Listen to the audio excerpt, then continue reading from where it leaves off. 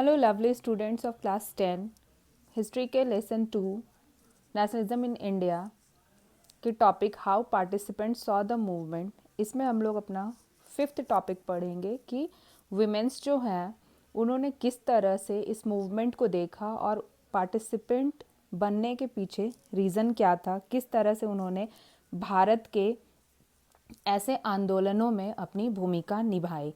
चूँकि हम सब जानते हैं कि विमेन महिला जो है वो हमारे समाज का, हमारी सोसाइटी का या दुनिया भर के अलग अलग समाजों में अगर देखा जाए तो उसका एक महत्वपूर्ण हिस्सा है। अगर हम लोग एंशिएंट टाइम से लेकर के आज तक की बात करें, अगर मॉडर्न एरा की भी बात करें तो महिलाएं जो है वो एक अभिन्न अंग हैं।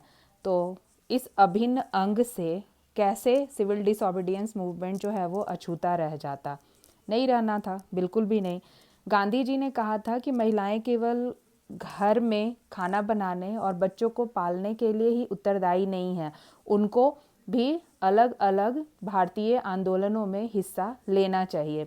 तो हम लोग इस टॉपिक में यही देखेंगे कि विमेंस ने किस तरह से बहुत ही लार्ज नंबर्स में जो सिविल डिसओबीडियंस मूवमेंट है, सविनय अवज्ञा आंदोलन, उसमें भाग लिया।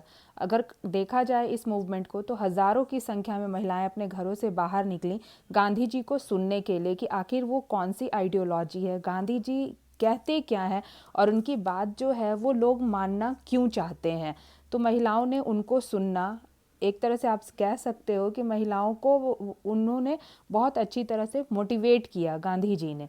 दूसरी चीज़ है कि इन्होंने पार्टिसिपेट किया, महिलाओं ने जितने भी प्रोटेस्ट हो रहे थे उसमें। उसके अलावा जो आपने सुना होगा दांडी मार्च के समय में जो नमक सत्याग्रह हुआ, उसके मैन्युफैक्चरिंग में भी, वहाँ पे भी इन्होंने पार्टिसिपेट किया। उसके अलावा जो विदेशी वस्तुएं हैं और कपड़े जो थे उनको भी बायकॉट करने में महिलाओं का एक महत्वपूर्ण योगदान रहा है। लेकिन इस मूवमेंट में अगर देखा जाए तो बहुत सारी महिलाओं को जेल भी जाना पड़ा, पुलिस ने उनको पकड़ा, जेल में डाल दिया।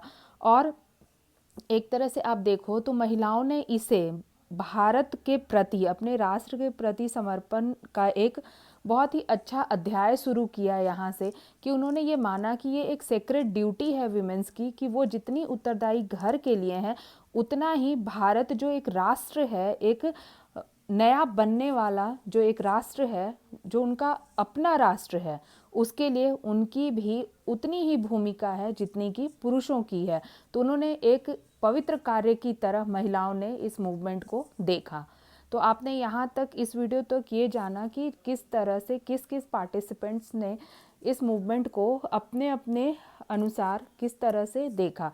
इसके आगे हम लोग पढ़ेंगे लिमिटेशंस ऑफ सीडीएम और कुछ अलग अलग टॉपिक्स। मुझे उम्मीद है आपको समझ में आया होगा कि महिलाओं की आखिर कितनी और कैसी भागीदारी इस मूवमेंट में रही थी, गांधी जी के बातों ने उन्हें कितना ज़्यादा इन्फ्लुएंस किया था। Thanks for watching. पढ़ते रहिए, बोर्ड एग्ज़ाम के लिए ये हो सकता है कि एक 3 मार्क्स में या 5 मार्क्स में आपका क्वेश्चन पूछा जाए। पढ़ते रहिए, मुस्कुराते रहिए।